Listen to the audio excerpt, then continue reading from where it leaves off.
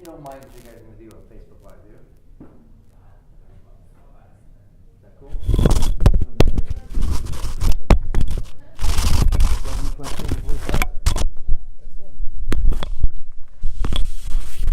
Why is it so pretty in here?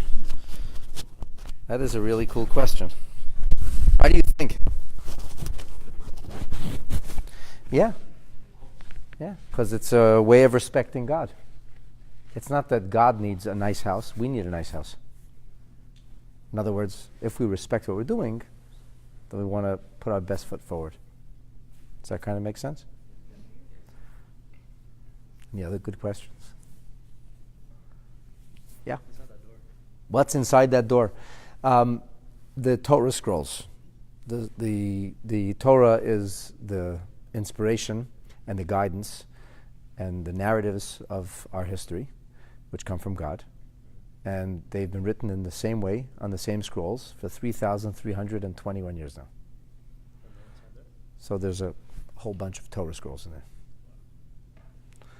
And this is kind of the focal point of our service. At a certain point, one of those scrolls comes out, and it's read right here on the reading table. And the amazing thing is that Torah scrolls take about a year to write, and Torah scrolls from Afghanistan to Britain, from North Africa towards Scandinavia are all the same. And they've always been the same. Even Jewish communities that were not in touch for thousands of years, when they did kind of hook up again in the New World, they found the same Torah scrolls. There were Torah scrolls for the Jewish community in China. There were Torah scrolls for the Jewish community that lived in Kazakhstan. Same Torah scrolls. So when people tell me that there's no archaeological evidence of certain things, the fact that our communities could have been separated for thousands of years, and we have the exact same traditions preserved, to me that's even more powerful or compelling than a shard of something that comes out of the ground. But just like one piece of a jigsaw puzzle that you have to imagine what else came with it. Here we have a statistical impossibility. It will be impossible for some people at some point to have created a narrative and everybody follow the same exact text and the same exact ideas. That kind of makes sense? Any other questions? Yes. You guys are so inquisitive. I love it. What are the pictures? What do you think the pictures are? You're like you go to a Catholic school, right? Yeah. You read the Bible? Yeah. What does the Bible start with? The creation story. Yeah, this is the creation story. First day, God said, let there be light. On the second day, the heavens. On the third day, vegetation. On the fourth day, the cosmos, right? And you have fish, birds, and then finally mammals, human beings. So let's talk about creation for a moment. How many of you believe that God created the world in 6 days and rested on the seventh? Do you believe that? But don't you know there's evidence that the world is like 50 billion years old? Huh? You still believe it, even if the evidence is stacked against you. Don't you know that the world evolved by accident? It's just a big bang. No? You don't know that? You do know that, right? Right. So it's just this mumbo-jumbo, silly story we have, right? So let me ask you a question about that Big Bang and theory of evolution.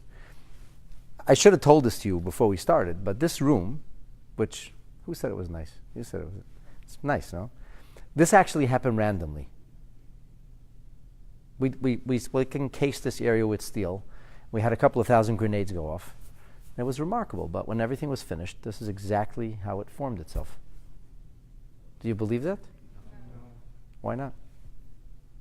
It happened randomly. We spent about 50 years just with simulated kind of explosions, and we threw some plastic and wood in at times and some metal just to see if it just happened to come out that way. Of course you don't believe it, because that's ridiculous.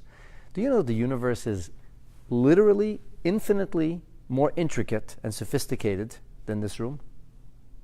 And yet you're prepared to believe that the universe, with trillions and gazillions, I don't even know, I have a number of interlocking details, all of which are interdependent on each other within the first 0.1 millionth of a second after the Big Bang. So that all happened by mistake. That all happened by accident, but you don't believe that this room put itself together. Is that logical? Is it logical? Is it scientific? Meaning science, strictly speaking, means knowledge. Is it scientific to suggest that the universe is an accident? Yeah? Please defend your position. Explain to me how. Do you know anything about the Big Bang Theory? A little. Do you know how many details had to line up in perfect synchronicity to allow life to exist and flourish on planet Earth as we know it within the first 1/1,000,000th of a second? Scientists have identified over 60,000 things that had to work out just right in the first 1/1,000,000th of a second. I was going to guess a million plus too. Maybe. We keep discovering new things. So that all happened by accident? You believe that? A world as beautiful and symmetrical, a world that everything is interlocking. We just know about planet Earth and all of the organisms here on this planet. But everything contributes to the other, including the butterfly theory, which is only a few decades old, which we now have scientific evidence that the flapping of a butterfly's wings in China influences the weather here in Canada. You heard of the butterfly theory? Yeah. So every single detail is interlocking, and this exquisite world, far, far more difficult to create than this room, would you say? Yeah, far more symmetrical than the pews here. You don't believe me that this happened by accident, but you believe that the universe is an accident. No. I think that would be highly illogical and highly improbable. It would be much more likely to suggest that this room put itself together, or that my iPhone is just an accident. And everybody else's iPhones are accidents. They just all happen to evolve the same way. If only we would have had another few million years for them to evolve, everybody's iPhones would have evolved exactly the same way. Right? No, not right. Okay, so that doesn't make sense. So then, how did it happen? What do you think? Let's forget about the universe for a minute. How do you think this room happened? If it didn't happen by accident, how do you think this room was created? People. How many people do you think, or how many different levels of people do you think had to be involved in the creation of this space? It's a nice space, but it's not that opulent. How many levels of people? Let's go through it. Somebody have to come up with an idea. So you need idea people. Then when idea people were finished articulating their vision, their idea, did somebody have to make it practical? So we needed like a mechanical engineering team? Okay. Did somebody have to make sure that it actually would work vis-a-vis the neighborhood and all kinds of other things? So we need a planning committee. Okay. We needed an architect. Then we needed somebody who had to order all the material. We need an interior designer to do color. How many people do you think it is so far? 10, 15, 20? Yeah, something like that. And that was just to get this to the planning stages. I'm not even talking about the construction workers. I happen to know because I was involved. This room was once a piece of paper on my desk. It's just a vision. If the universe is infinitely more intricate, who had to be involved or what had to happen for that to develop? There had to be either a people, what I'm not going to call it people, I'm going to call it a force that designed, executed, calibrated. Is that not logical? Yeah. Okay, we call that force God. What's wrong with that? So I was once at a lecture many years ago. I was actually the MC at this lecture at the Science Center, and it was about the notion of conception and gestation and the birth of a child and how some people end up coming out with birth defects. And it was mind-blowing. Mind-blowing, like it seems more likely that you'd get a hole-in-one playing golf than achieve a pregnancy. But we're all here, so that happens. And the amount of kind of intricate details that have to develop within the first few minutes of conception, and then how it all has to follow along, it was mind-boggling. So I finished that off that evening by saying, people always claim that religion and science are in conflict. But I came here, I said, as a man of faith, and I'm leaving here with my faith fortified and strengthened, not weakened, by having discovered all the science. So this big professor comes over to me, and he says, he kind of comforts me. He says, you don't really have to believe in God, he says. we have a new theory. You're right, it's illogical to think this is an accident. We have a new theory called intelligent design, that there's some massive intelligence out there, and that massive intelligence put this all together. So I said to him, so if you can believe that there's this massive invisible intelligence, why is it so hard for you to accept the notion that that happened purposefully? That this intelligence put it together for a meaning or a purpose? Why can't you accept the notion that there's a God? And he didn't really have an answer for me, but here's what I want to point out to you. The difference between the scientific theory of intelligent design and between the notion that God brought the world into existence is basically one. What's the one difference? If an intelligent design created this for no apparent reason, we are not beholden to anybody. We can live our lives as we please. We have no sense of responsibility or commitment to a higher force of power. It created us. That's nice. What's for lunch? Like, why would that affect the way I live? But if we're to accept that there is a God who created the world, then we have to accept the idea that God did this for a reason, a purpose.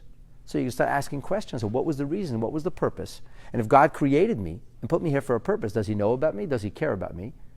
Does he maintain a relationship or connection with his created beings? And if so, do I have a responsibility towards God? That, my friends, is the question. So before we talk about Judaism, I presume that's what you guys came here to talk about? Yeah?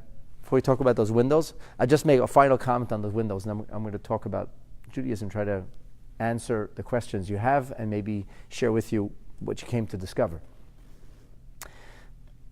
Whether God created the world in 6 days of 24-hour increments, in which he packed what would take naturally billions of years to happen, or whether God created the world in billions of years and kind of formed that into 6 days, or we call it 6 units, is kind of irrelevant to me.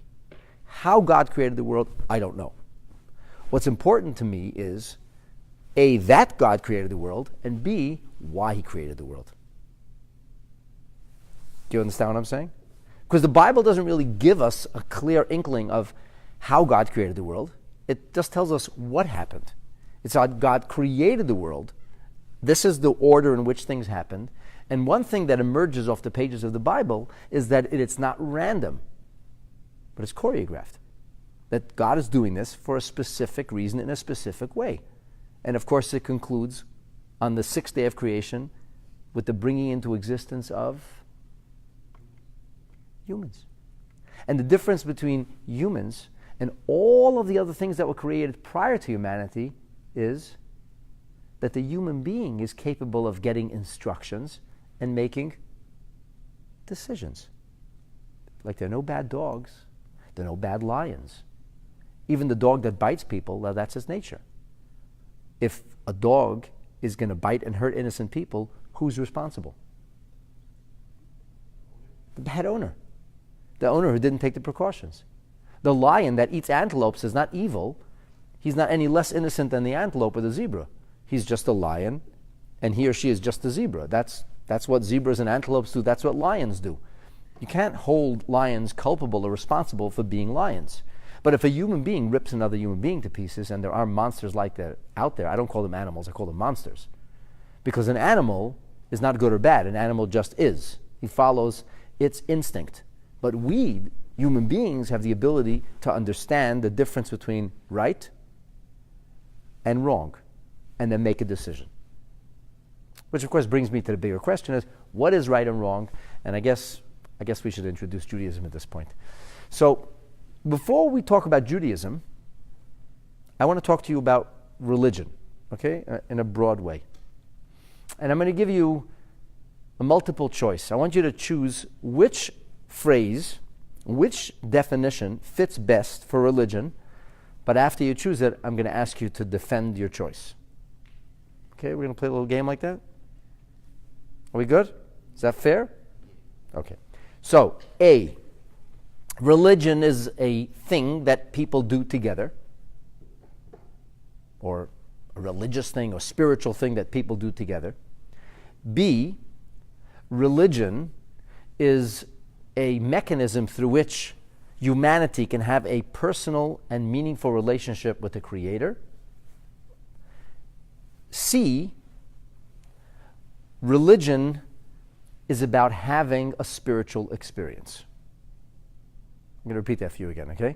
Something people do together, meaning a community, an aggregate, a congregation of people, something people do together, commonly. B, about having a personal relationship with God. C, about having a spiritual experience.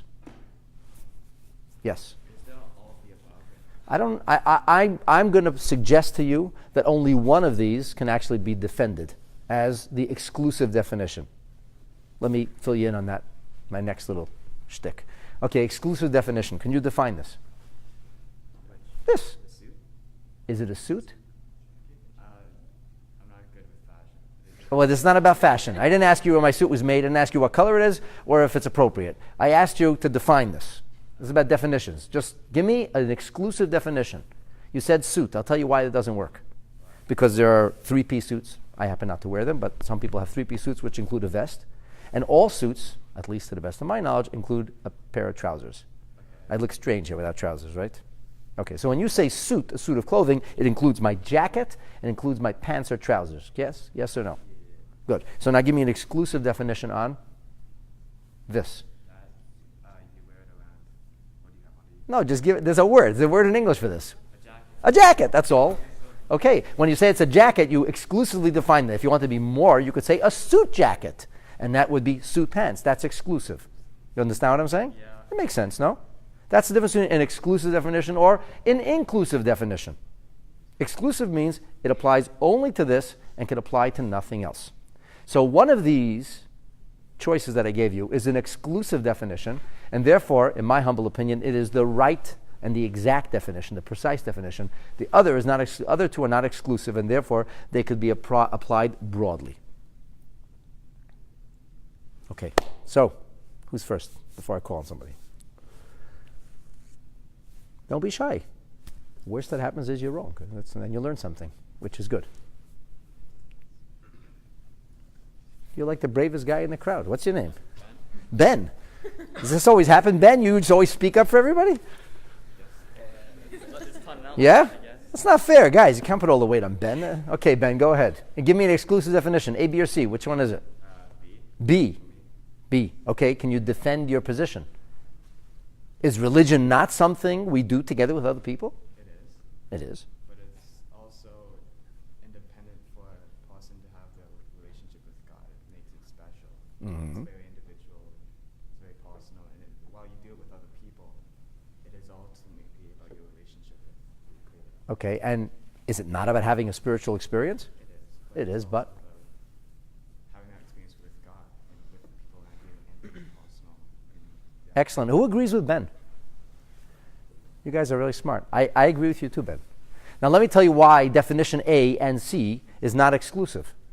Because definition A was a thing that people do together. Give me an example of something else that people do together. Huh? Well, a dinner together. Okay, that's an activity. But what's an example of something that we could be united around? Sports. Anybody here have been to a game with the Maple Leafs? Yeah? Raptors. You got thousands of people. They're all there for a common purpose. They're rooting for their team. They're happy if the team wins. They're not so happy if the team loses. Yes? Oh, that's one of many examples. So that wouldn't work for religion or faith. And now, what about a spiritual experience? Is religion about having a spiritual experience? It could be part of it, but let's think about that. There are a lot of people who claim to be atheists who believe in spiritual experiences. Some people feel spiritual when they watch a sunset, or when they see an ocean, or when they see a solar eclipse. But that's nothing to do with God, and it's nothing to do with religion per se. Some people find music spiritual. Some people find caring for those who are needy spiritual. But it doesn't necessarily have to do with God or religion. But religion is the only thing that's about having a relationship with God.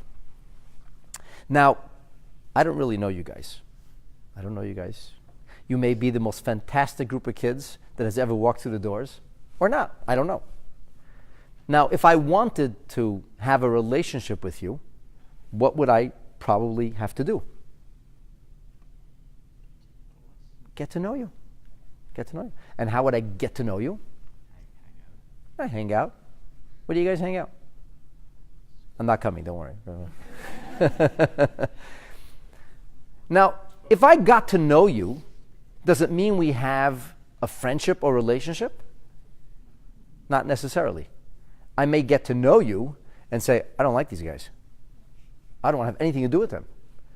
In fact, sometimes the more you get to know somebody, the worse your relationship gets. Like sometimes people keep professional relationships very aloof, very at bay, at distance. You know why? Because they don't want to get to know people too well. They're not looking to create friendships. They have a couple of friends, besides my 5,000 best friends on Facebook. But most of us have a few friends. If you have a small circle of a few real friends, you're very lucky. A lot of people go through life without any real friends. So the notion that we could have a relationship with somebody by virtue of knowing them is actually not correct. For all we know, the government may have enormous files on each and every one of us today. We're busy pumping information about ourselves all day. We're busy putting it out on Twitter, on Facebook, on Snapchat, and for all we know, everything's being captured, and for all we know, there's a file on everybody. I don't know. I know it sounds like a conspiracy theorist, but I'm not so sure it is anymore. I have a feeling they know a heck of a lot about us. Doesn't mean that we have a relationship with them. No, maybe they can control us. Maybe they can blackmail us. Information is a powerful thing, but it doesn't necessarily mean a relationship. If you want to have a relationship with somebody, in addition to knowledge, what else do you have to do? Let's think about that. Like, how do you foster or nurture a relationship with another person? Let's suppose that one of you, meet somebody and says, "Oh, I want to have a relationship with that person. I want to get to know that person." Or you start dating. You say, I want to move into a meaningful relationship. I want to have an exclusive, special relationship. What will you have to do with the knowledge? Is it just enough to know about somebody? Clearly not. Because you could know about somebody without having a relationship with them. Nobody knows? Ben, you again. Okay, Ben. All right. I guess you have to have experiences with them. Common experiences. What if we have like terrifying experiences? Like we spent time in a bank when it was getting robbed, and then I don't know. It's every time I'm with you, Ben, something goes wrong. I'm saying, you know what, Ben, do me a favor. I don't want to get together with you anymore because every time I'm with you, something crazy happens. We have a relationship. It's a weird relationship. It's not a friendship. It's not a closeness, right? Right. In every relationship, is it fair to say that each partner in the relationship brings something that the other one doesn't have? Probably. So let's talk about like any kind of relationship. Let's say you're in a restaurant and there's a waiter or a waitress. Do you have a relationship with the waiter or the waitress? Yeah. Of course you do. I didn't say an intimate relationship. I didn't say a friendship. I didn't say ever going to see them again. What's the currency of that relationship? Professional. That's an inclusive definition. Let's get a little more specific. What's your relationship? You said you had a relationship with the waiter. What's your relationship? They have your food. Exactly. You're sitting at the table. The food's in the kitchen. The food's got to get to your plate so you can eat it. They have your food. Exactly. Now, what happens if you're in a restaurant that has the ability to kind of just take the food and drop it right in front of you? They have a system of wires and pulleys, a very sophisticated thing. You sit down at the table, get a little iPad, you press whatever you want, and about 10 minutes later, a little pod comes down from the ceiling and drops your food in front of you. Do you need the waiter? The waiter says, "Hi, is everything okay?" And you're like, "Yeah." Can we talk? And you're like, "Why? You want to talk?" Do you have a relationship with the waiter then? Why not? Yeah, because you're right. You have a relationship with the iPad instead, but the waiter is superfluous. He doesn't offer anything. Now, what if you're sitting alone in this restaurant and you're kind of bored and you'd love to make conversation, and this waiter shows up. He's a very cute guy. He says, "Hi, yeah, having lunch?" And you're like, "Yeah." You know. "Mind if I join you?" You're like, "Hey, sure." So the waiter sits down and joins you for lunch. Do you have a relationship now? Yeah. I didn't say it's a meaningful relationship. I didn't say it's a friendship. It's somebody to converse with. It's somebody to spend some time and be. So what is the waiter offering you then? What's the currency of that person then? Company. Excellent. So every relationship is defined by company. What happens if this waiter is horrible company? His breath smells. He's like obnoxious and harassing you. You say, could you do me a favor? Could you find somebody else to bother? Right? You don't want that relationship. Why? Because what you wanted was companionship, and instead what did you get? Like a Godzilla. You got some freak job. Right? It didn't fill that need. You have a need, it didn't fill that need. Am I making sense? What if the waiter doesn't speak your language? Does not speak a word of English? And he says, he speaks to you, he asks you how you doing in Russian, and you like, in English, like, I'm fine, thank you. You don't even know what he said. Did that companionship mean anything? No, because he doesn't have what you need, and you don't have what he needs. You understand what I'm saying, right? Every relationship is based on two partners, or two, if you will, two entities, and each one has something to offer. You have a relationship with your teachers. You know what the relationship is? And don't tell me professional, Ben. I know that. I hope it's professional. What's the relationship with your teachers? They have knowledge. You're looking for knowledge. Or you're supposed to be. So why do you go to school? Because you want to learn. Because you want to be educated. Because you're forced to. Okay. I give you 10 points for honesty. Now let me ask you something. You went to school because you're forced to. Don't you think it makes sense to at least do what you went there for? Forget that you would be shopping now or hanging around the mall if you didn't have to be in school. But you are in school.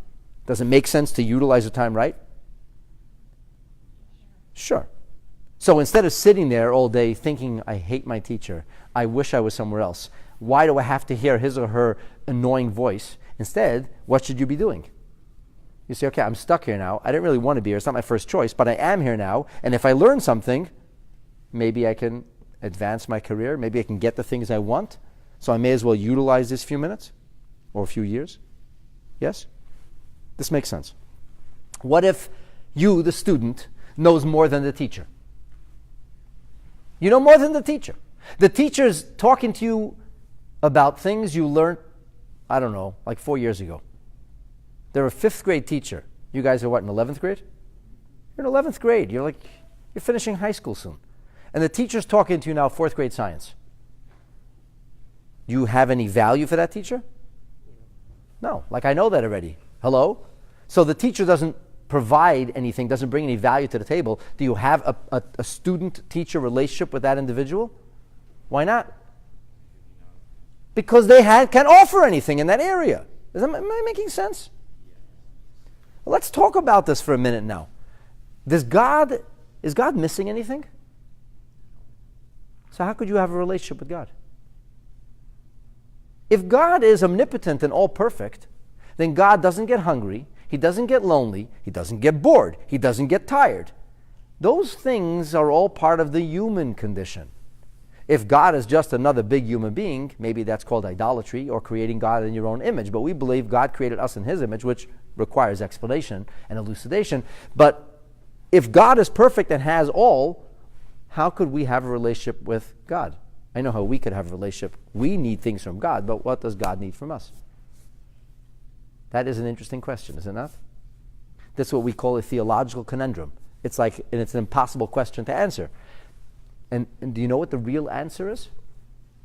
The real answer is we don't know why God needs or wants us, but we believe that that's the case.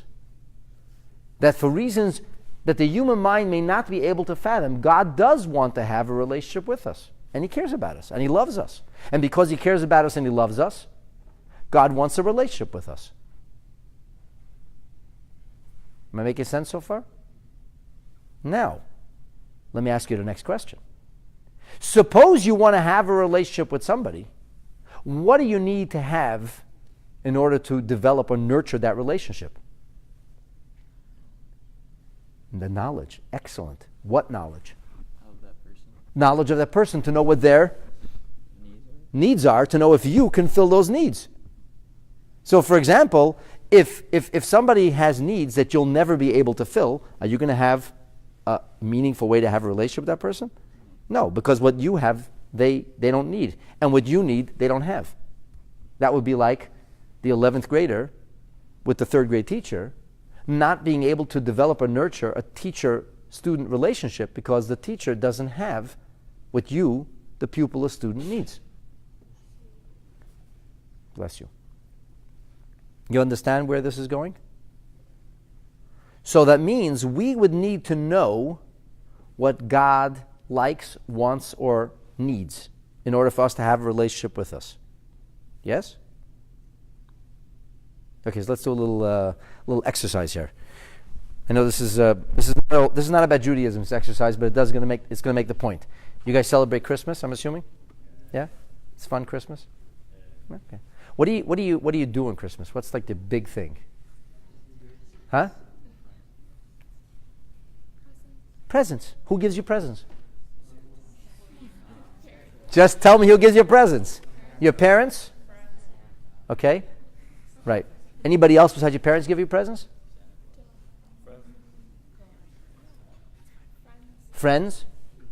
You give some parents and from friends. You have grandparents? Yes? Did they give you presents too? Yeah. You have extended family? You think so? Have they ever given you presents? Yeah? Okay. What's your name? Emily. Emily, how old are you? 16. What's your earliest memory? When you're 3, 4, 5? 6? What's your first Christmas you remember? 6? You don't remember. 6, 7? Probably. Is it fair to say that you have in your memory 9 Christmas seasons? More or less? Can you reach back into your memory and tell me if you ever got a gift you didn't like? I'm asking if Emily ever got a gift she didn't like. And the answer is? Socks. You know, I always ask this question to high school students, and I think socks is the number one answer of gifts people didn't like. I should write a book about that. And here's the guy who loves socks. Okay, who gave you the socks? Your parents. Okay, Emily, I want to ask you a question. How old were you when this happened? Every year? They give you socks every year, and you don't like the socks. So do you think your parents dislike you? Dislike me? Do they dislike you? I'm hoping not. I'm hoping not too.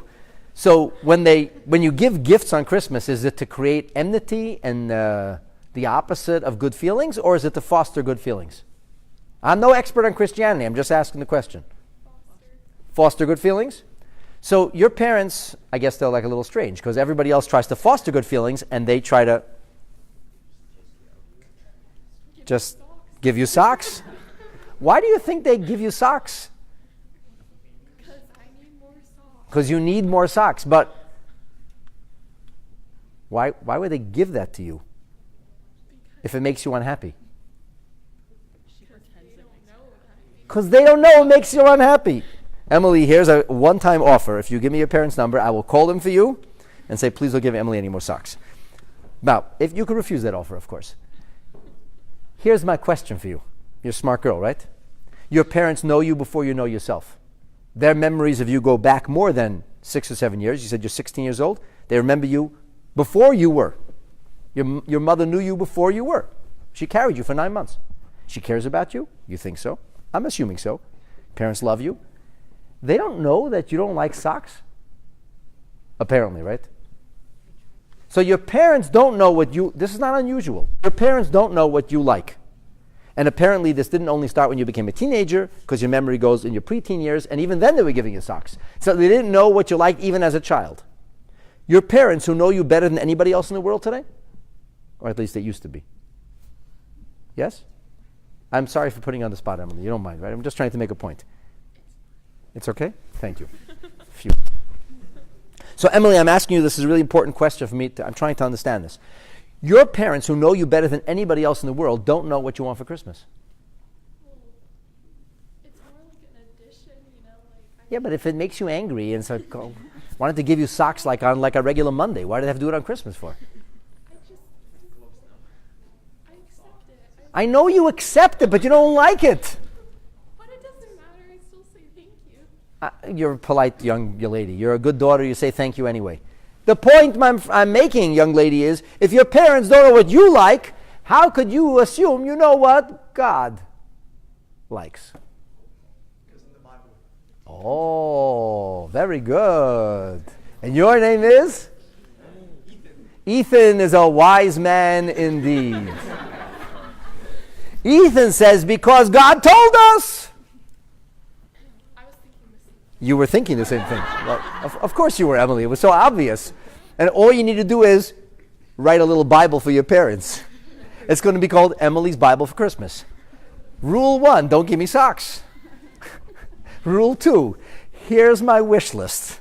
Rule 3, if those are too expensive, here's another wish list. Right? And then your parents would know what you want, and life could be great. Okay. Now, you can keep being polite. By the way, it's really nice that you say thank you and that you're polite. I'm not suggesting you should go ahead and send them a message. I was joking. It's nice. It's nice that you want to be nice. It's beautiful. It's laudable. It's appropriate. It's praiseworthy.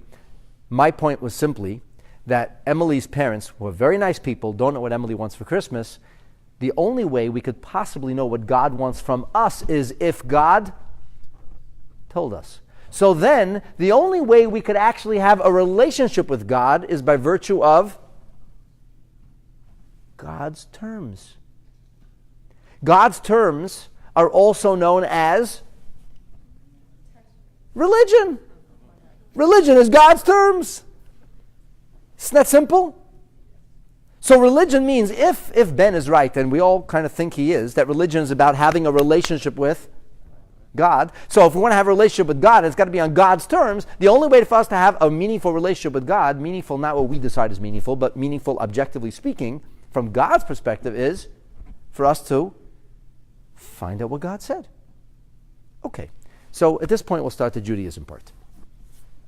According to the Jewish faith, we were given a Torah. I mentioned that word before. The Torah includes the first 5 books, known in Latin as the Pentateuch. And then there's after those 5 books, we have an additional 19 books.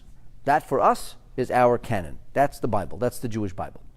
In the first 5 books, we have all of the commandments that we could possibly need. God gave us all the commandments, all of his expectations. In the subsequent books of the prophets, he exhorts us, he inspires us, he cajoles us, he gives us vision, but he doesn't tell us what to do. He's already told us what to do.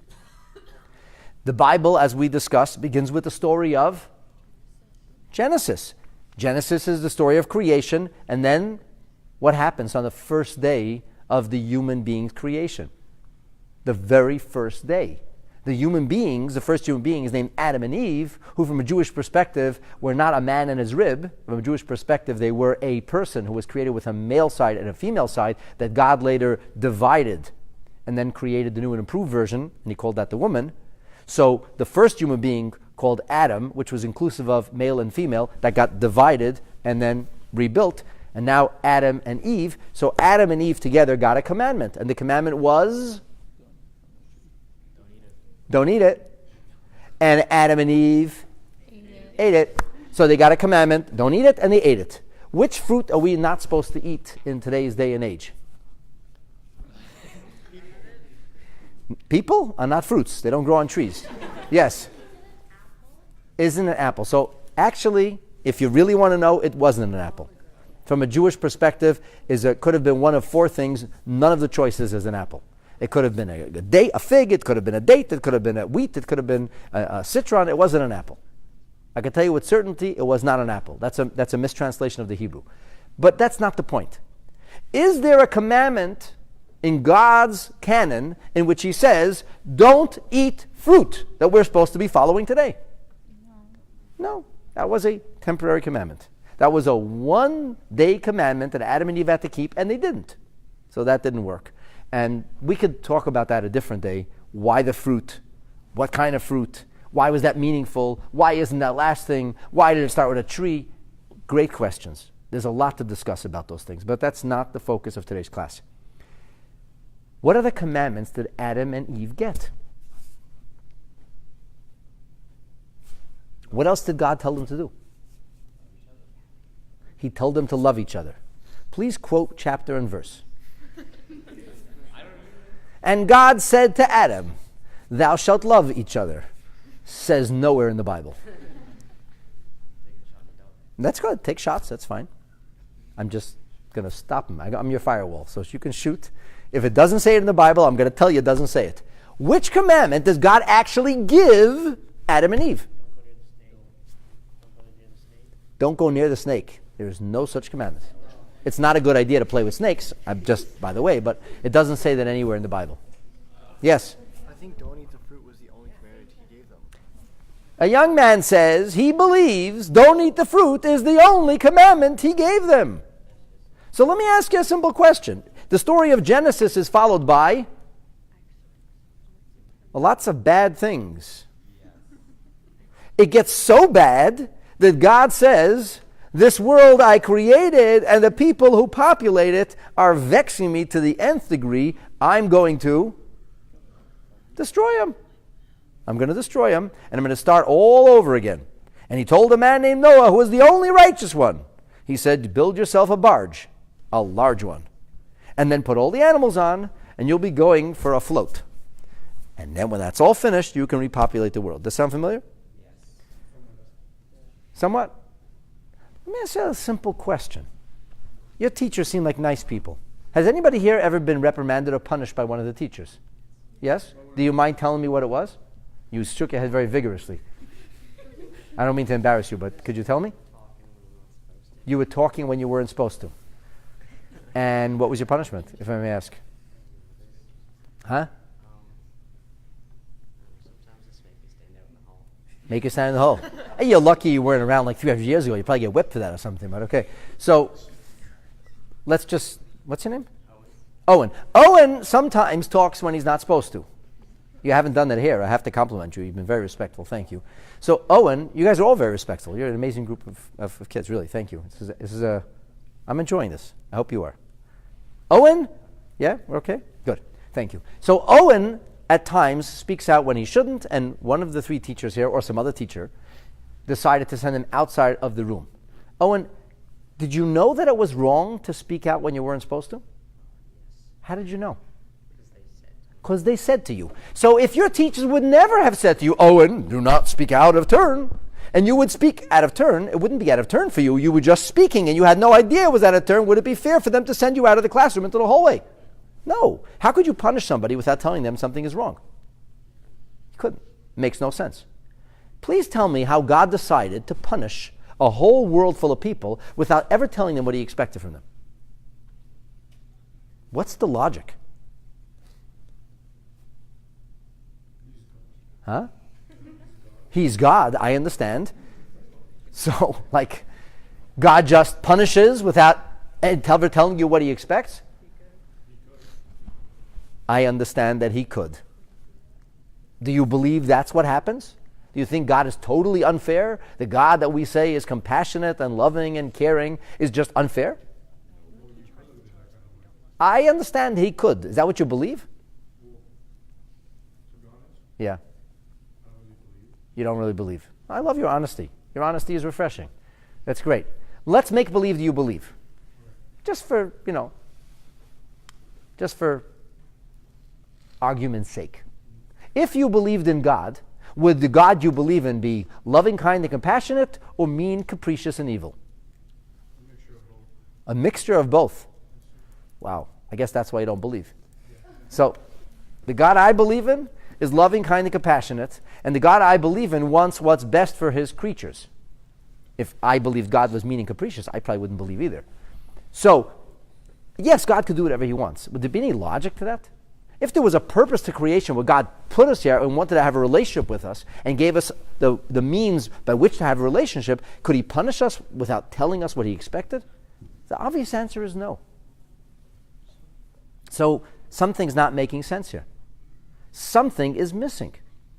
Let me introduce you to the most basic principle in Judaism. That God, when he communicated to us, it was not only through the verses of the Bible, which we call the written word, but rather there is also an oral communication. There is oral ideas, things that God said, but were not dictated to be written in the Bible.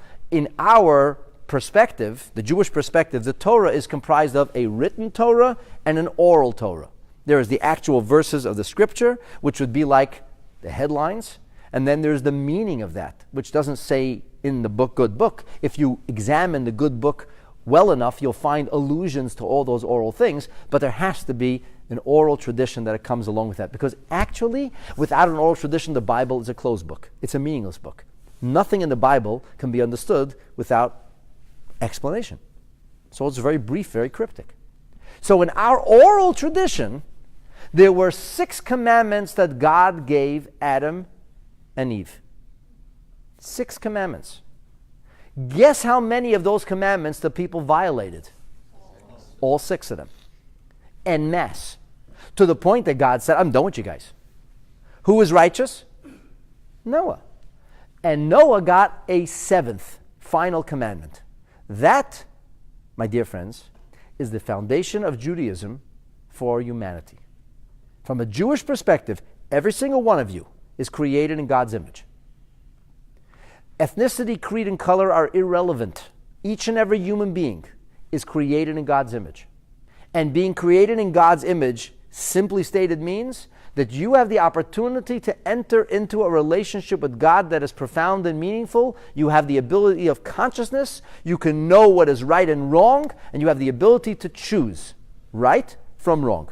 And when you utilize the consciousness, which is the meaning of the image that God gave you, and you choose right from wrong, you create and foster and nurture a relationship with God. And you become righteous. Does that kind of make sense? I didn't ask you if you believe it. I get you might not believe it, but does it make sense? It does make sense. Good. So, who wants to help me out? Can I ask you to quickly give these papers out?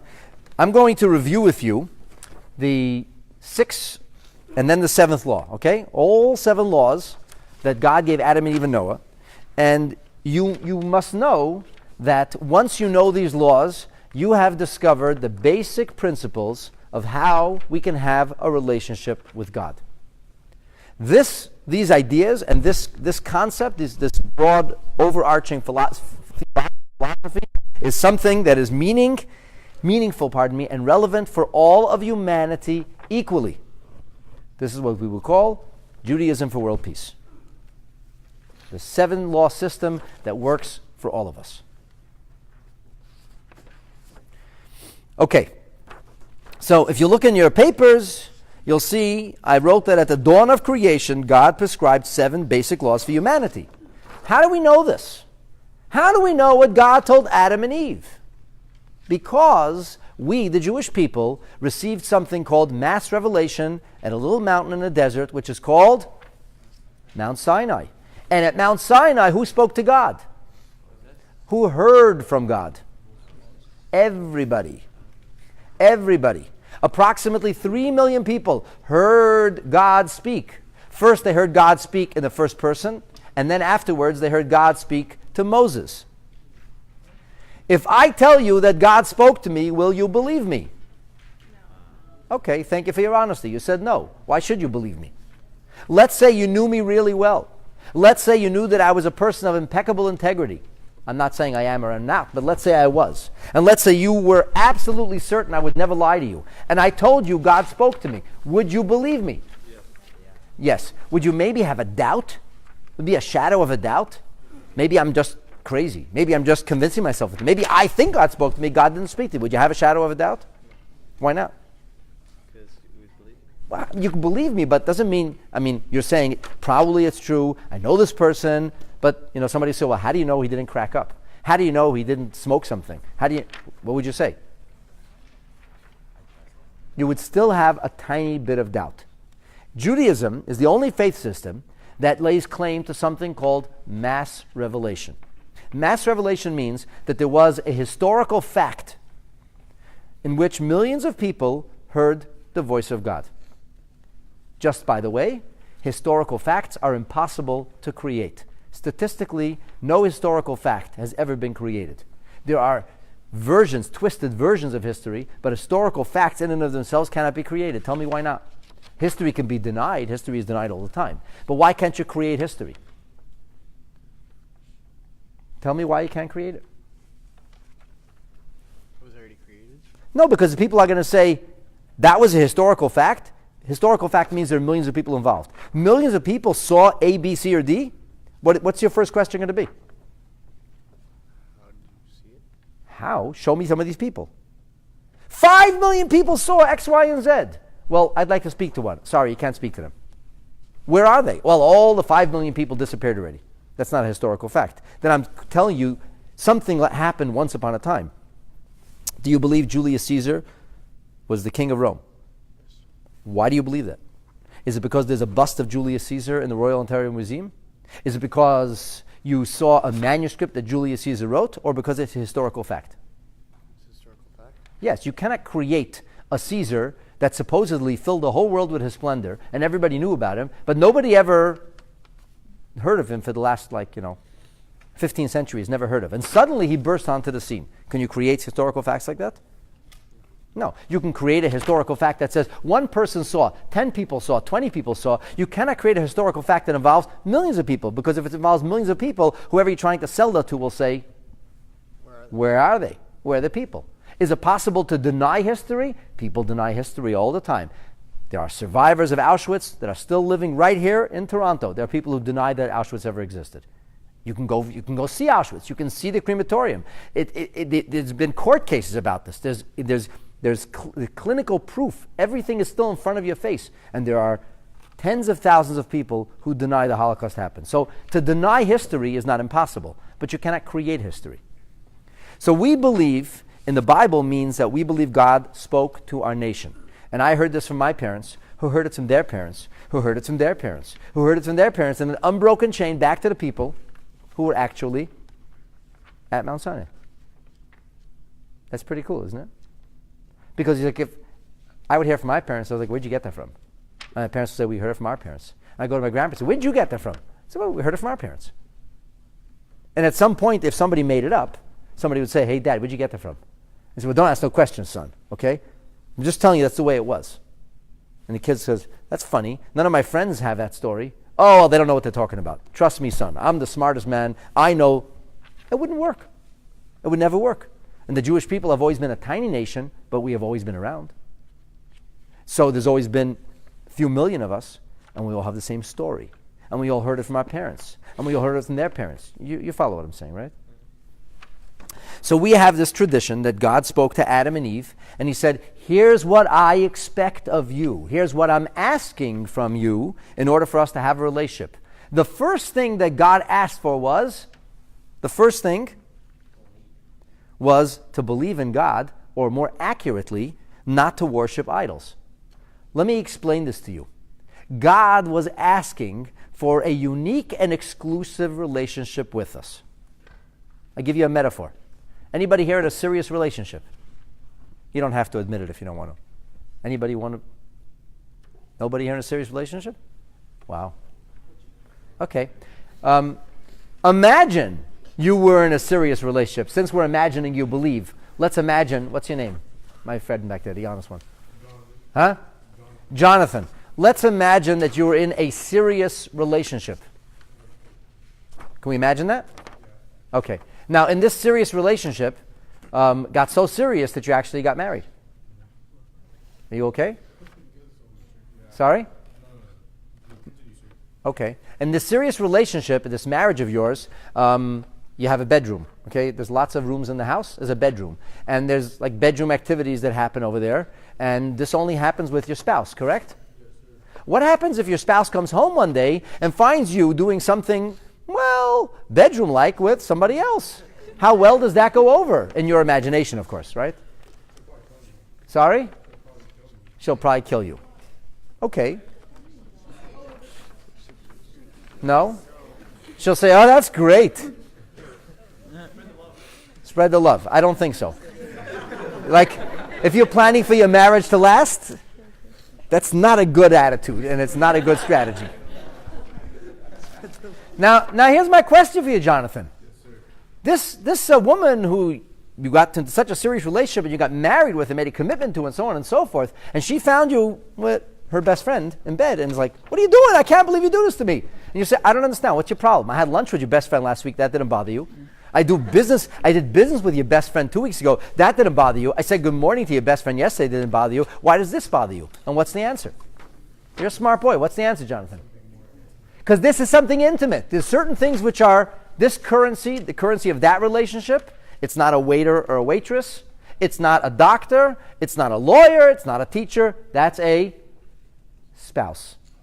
Does that make sense? That's what I mean when I say exclusivity. So if like your waiter, right? Your waiter came to the table. Remember him? Yeah. And it was good that you were not at the restaurant that had the pods that was dropping food. You needed this waiter. And then all of a sudden another waiter came and he brought you your food. And the first waiter was like, how dare you? That's my customer. What are they really arguing about? Your money, a tip. As long as you tip the first waiter, he doesn't really care, right? Because his relationship with you is about as deep as your tip. That's all it is. How much money are you going to leave? Correct? Am I making sense? But the relationship that Jonathan's imagining himself being in now is not about money, I hope, right? Would hope that whoever you're going to marry is not going to marry for your money, but marry you because they love you and because they want to have this exclusive relationship with you and build a family with you. And the point is that there are things which are intimate, and those things have to be done only with the object of your intimate relationship. Is this kind of making sense? Did you ever hear the expression, seeing is believing? Do you buy into that? Sometimes. All right, Ben. Well, let me ask you the question. If seeing is believing, what is seeing? Light hitting my opticals going to my brain. Yes, something hits your eyes and it goes into your brain. And that's called seeing. And you said seeing is believing. So what is believing? If seeing is believing, what is seeing and what is believing? Why do we have two words for the same thing?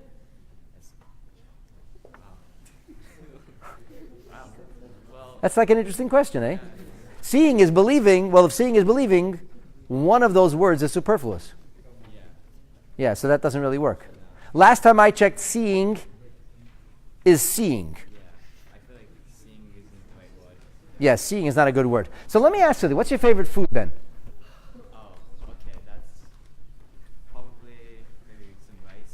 Rice. Ben likes rice. Okay, Ben, suppose I blindfolded you and I fed you something. And I said, Ben, what did I just feed you? And you go, rice. And I'm like, how did you know that? I like rice.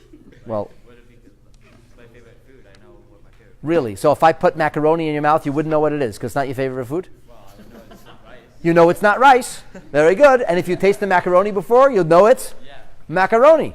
Now I have a question for you. If you were blindfolded and you didn't see the food, how did you know it was rice or macaroni? Because I've experienced it before. Because you tasted it. Yes. So we taste food. By the way, little babies, anybody have a little baby in the family? Yeah? What do little babies do that drives their parents crazy and everybody else? They put everything in their mouth. You know, that's like terrifying. They like everything from the floor goes in their mouth. Do you know why babies do that? Because the first fine motor skill that develops is the taste buds. By the way, when you get old, I haven't gotten there yet, but I'm told that the first thing you lose is your taste buds too. So taste buds are a way we differentiate between something that tastes one way or the other. What if I don't see it? What if they look exactly the same? Hey, Ben, what if I can make macaroni look exactly like rice, but it doesn't taste like it? Will that work for you? No, why not?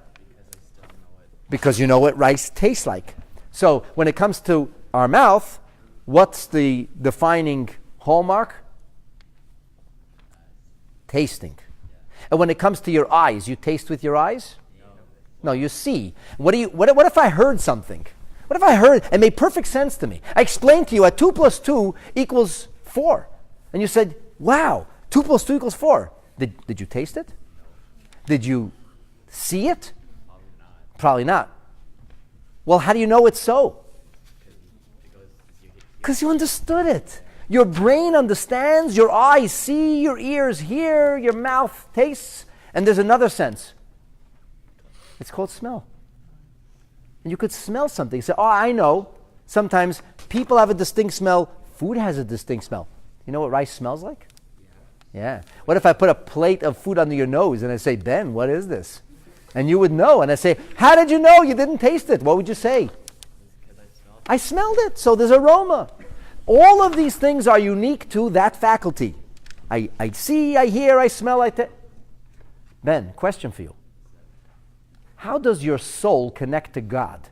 Is it by virtue of taste, seeing, hearing, smelling, or understanding? Which one of the 5 senses is the one you relate to God with? Probably understanding. It's probably understanding. Well, I'm going to tell you that it's not, and I'll tell you why. Because I can understand mathematics, I can understand philosophy, I can understand strategy, and none of that's religious. So, what's your name again? Sorry. Me? Yeah, the waiter's friend. Alyssa. Alyssa was talking about a relationship. She said, I had a relationship with the waiter, and then you had a relationship with the pod. You were not wrong. You did have a relationship with the pod. What was the currency of that relationship? It brought your food to you. So the relationship with things that you smell is based on the virtue of your smell. Things you like to smell and things you don't like to smell. Some of us have aromas that we love and aromas that we intensely dislike. You say, oh, that smells like fill in the blank. That's bad. I don't want to be there. Or that smells amazing. I love to be in that environment. Some people love to work in a perfume shop. It smells delicious. You know what I'm saying? So the relationship has a certain currency.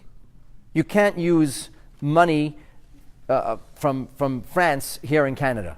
Even though there's a province of Canada that speaks French, or 2 provinces, you can't use French money here, and you can't use Canadian money in France. Why not? Because that's not a negotiable currency. You have to go to currency exchange. You want to do business here? How do we do business here? What's the currency we use?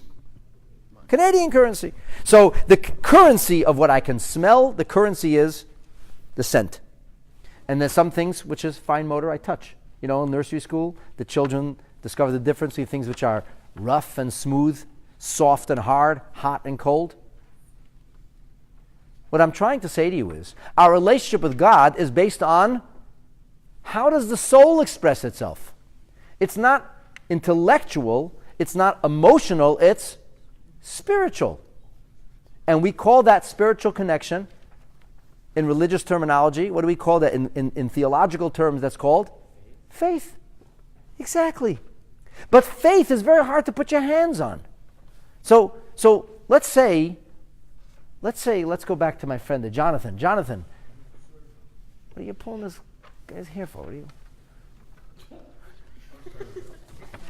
Jonathan, question for you. This imaginary wife of yours, you love her, eh? How does that love express itself? Because you yell and scream at her every day? And then she says, why are you doing that? I said, I love you. No. How does that love express itself? If you love this wife of yours, what will you do to demonstrate that love? Maybe like surprise her with breakfast. Surprise her with breakfast. What if she hates breakfast? Then don't surprise her with breakfast. In other words, you're going to give her things that make her feel good. Very good. So, and then there's certain intimate things which you satisfy certain intimate needs, and we talked about that. We said that's not appropriate for you to do with anybody else. That's exclusive. Okay, so what do we do because we believe in God? We therefore, if I believe in God, I therefore worship God. We're going to call it worship. Okay, that's the word. Worship God. What happens if I don't only worship God, I also worship other creatures, other beings, other forces, other powers? What's that called? That's called idolatry, which is not far from spiritual adultery. Because this was unique to that relationship. So if I take that relationship, Ben. Hey, Ben, you with me? No, sorry, I meant Jonathan. Sorry about that, Ben. Jonathan, in this imaginary woman that you're having a relationship with, this imaginary wife of yours, right? What does she expect from you? She expects exclusivity, does she not? Yeah. That doesn't mean you can't have lunch with somebody. It doesn't mean you can't be a casual friend with somebody. But when it comes to an intimate relationship, and I'm not only talking about physical intimacy, I'm talking about emotional intimacy, I'm talking about intellectual intimacy. When it comes to that kind of intimacy, what does she expect? That's an exclusivity. That, my dear friends, is the meaning of worshiping God, believing in God, and not worshiping idols. The first thing God wanted from us. What's the next thing God wanted from us? So as I said, supposing you respect and love this woman, how are you going to treat her? Good. Good would mean respectful or disrespectful? Blaming her for all the world's problems or appreciating her for what she brings to the table? That's the next rule, my dear friends. Respect the Creator, do not blaspheme, which of course means by extension to respect the creation, to respect the world, to respect others. All of this is created by God for a purpose. Blasphemy is not only cursing and saying something bad towards God. Blasphemy could be a way of life. If I live blasphemously, it is in a way which is disrespectful. That make sense? Yes. Good. The next thing is the sanctity of life. God created us in His image, and therefore taking a human life, taking an innocent human life is called, in English, murder. Murder. That's wrong. Is there any cause that justifies murder? No. Is it possible for you to kill somebody in a moral way? If they are coming to kill you, what should you do? Say, here, if you want to shoot me, shoot here, or defend yourself. Yeah, so God says you're allowed to defend yourself. What's a moral war? Some people have holy wars. We think that's crazy. We have moral wars. What's a moral war? A moral war is a war that has to be fought against evil. So if we didn't go to war in World War II, what would we all be speaking now? German. And we'd have, I wouldn't be here. They would have killed me. But there would be swastikas on the wall, right? So what choice did we Canadians have in World War II? Either to fight evil or let evil overtake us. Was that a choice? Bad choice. So when the police officer is trying to save the hostages, and in the haze of the moment, in the haze of battle, the police officer's bullet ends up striking the hostage instead of the hostage taker, who technically killed the innocent hostage? But who's responsible for the murder? The hostage taker. Right? So we're not allowed to murder. By the way, this includes abortion. Just because a baby didn't say gaga goo or show his head and say hi, when a baby is inside a woman's womb, his baby's alive. To kill a baby because, you know what, I don't think I need this baby. That's not really a good reason to kill somebody. I know this is very controversial, and it's it's like a loaded subject, but you know what? If I wouldn't tell this to you, I'm being dishonest. From a biblical perspective, human life is human life. You ever hear of this guy named Scott Peterson? No? He was a bad, bad man. You know what he did? He killed his pregnant wife. And then he put her on a pair of cement sneakers. That's a euphemism. And he sent her into the ocean. Guess what happened? Well, she was killed first, unfortunately. They found her body. And Scott Peterson was convicted of how many counts of murder? 2. Do you know where Scott Peterson is right now? In a maximum security prison. You know what he's awaiting? Execution by the electric chair. And so it should be. Now I ask you a simple question. How could he be convicted of murdering 2 people when he only murdered his wife, whose name was Lacey? Because he had an unborn baby inside that they called Connor. But I'm asking you a simple question. So if Lacey would choose to kill Connor, she would get an award at some liberal march. But if Scott decides to kill Connor, he's a murderer and gets the electric chair. Do you see a bit of a contradiction or hypocrisy there? Yes. I do too. Just wondering. Okay, let's move on to the next thing. Family values. Why do we get married? Marriage is a sacred thing. In every civilization, there's always been marriage, and in every civilization, who was responsible for administering the marriage or creating the marriage? Do you know? Always religious figures. Why? Where does marriage come from? It's a godly thing. Respecting family values and respecting the institution of marriage is nothing less than respecting God. We, the Jewish people, do not believe that sexuality is an ugly or a bad thing. We believe it's a thing that can be very holy or very bad. A knife can be used to cut your food or kill somebody. The knife is not bad in and of itself. It depends what you use it for. So when we talk about sexuality, we're talking about something which can be wonderful. It's the special glue that God gave us for marriage. It's the special way in which we're able to have a unique relationship with one person, or it can be used in a cheap, sleazy way just to get a moment of pleasure. Even if there's consent, doesn't make it moral, doesn't make it nice, doesn't make it beautiful, doesn't make it godly. You follow what I'm saying? Excellent. Let's move on. God created the whole world, and therefore He owns everything. He is the only true owner. You ever hear of Robin Hood? Yes. Good guy or bad guy? Good guy. Good guy. Why? Why is he a good guy? He gave to the poor. But did you ever think that he was stealing? No. Yes. But he was stealing. And Robin Hood, therefore, from a Jewish perspective, is actually a bad guy. He's a bad guy who did good things, but he's still a bad guy. Or maybe a good guy who did bad things, but he still did bad things. Here's the point. Giving to the poor is very nice. Give your own money.